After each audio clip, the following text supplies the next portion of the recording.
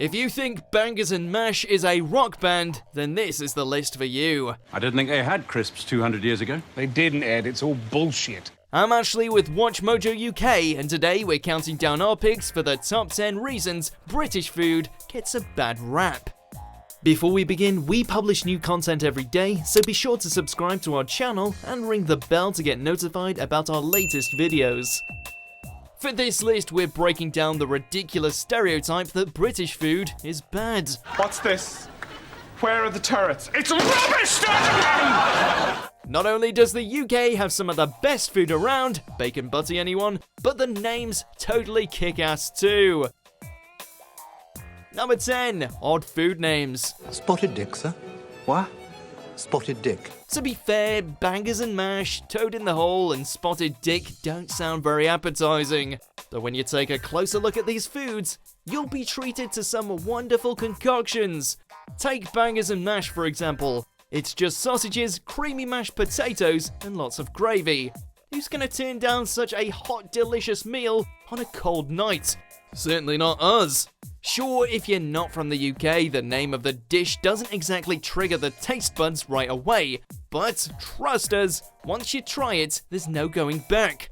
Bangers and Mash will be synonymous with heavenly meaty gravy dish. This is good. I thought the food here was supposed to suck.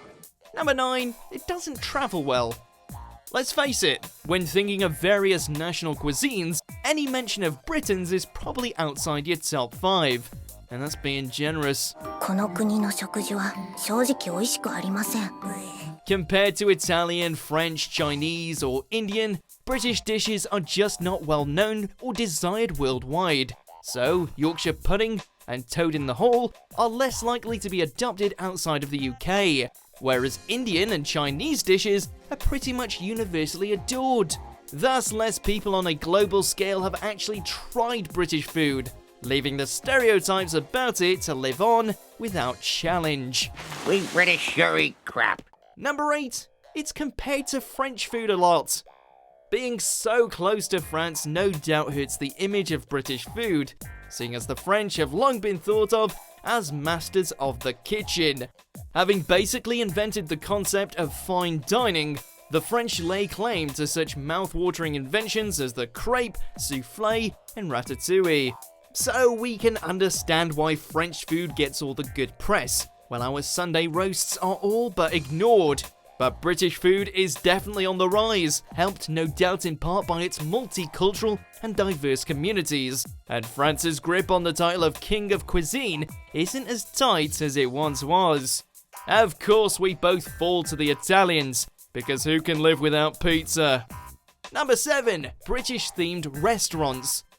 A lot of people travelling to the UK want to experience traditional British cuisine, and tourism is a huge part of our economy. It's no surprise then that some restaurant owners play up the more stereotypical aspects of British food to give these travellers the exact experience they expect and desire.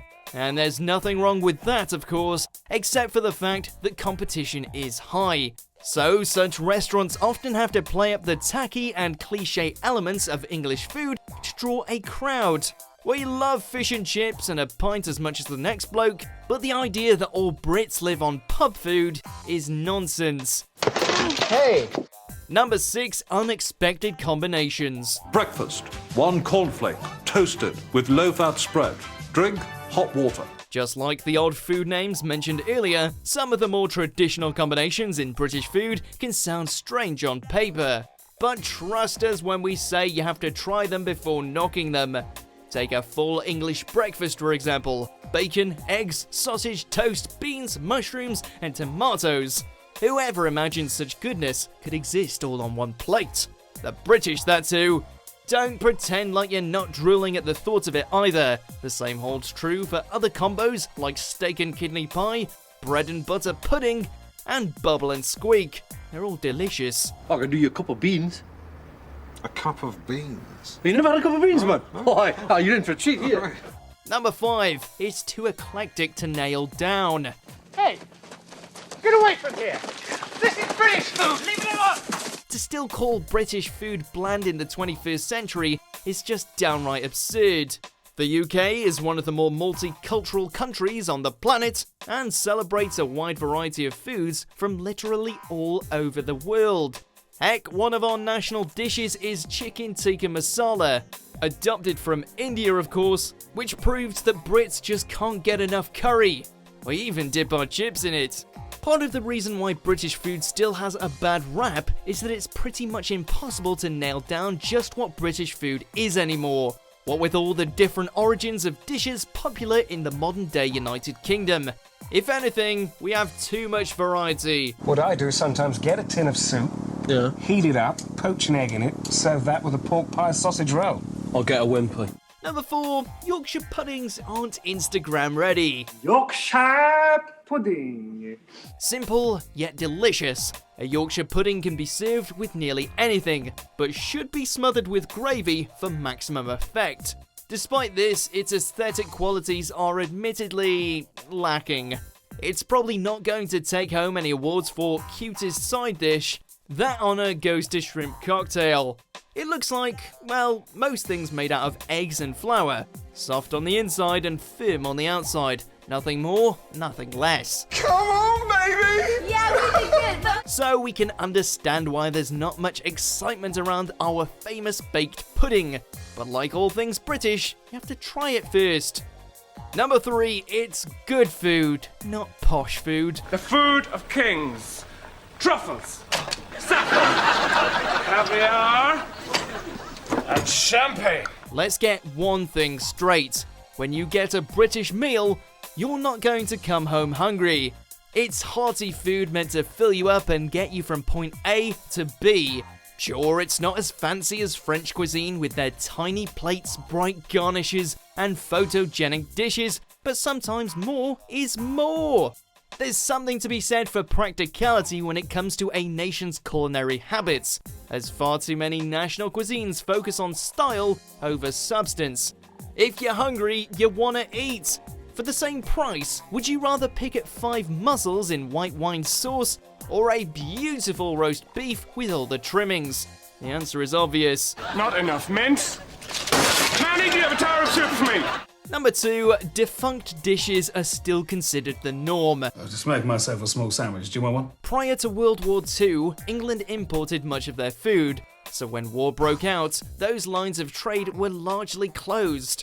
Thus, a rationing system was mandated in the country and forced people to make do with less. People turned to cheap, affordable foods and were often forced to eat whatever was available. A famous example of such austerity measures is the toast sandwich, which is a heavily buttered piece of toast between 2 pieces of bread that cost roughly 7 pence. Those days are long gone, however, and the UK has since become one of the world's leaders in fine dining. Number 1, people haven't bloody tried it. What the hell is that? There's a definite disconnect between the amount of people who've eaten British food and those who complain about it, the latter being much higher. For example, how many Americans are well versed in the art of the Yorkshire pudding, or the magnificence of the full English brekkie? What's that? Crickets? We thought so.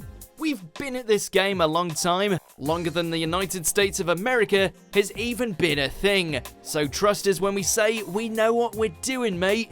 One taste of our best bangers and mash, toad in the hole, and award-winning craft beer, and you'll be begging for more so-called terrible British food. Do you agree with our picks? Check out these other great clips from WatchMojo, and be sure to subscribe and ring the bell to be notified about our latest videos.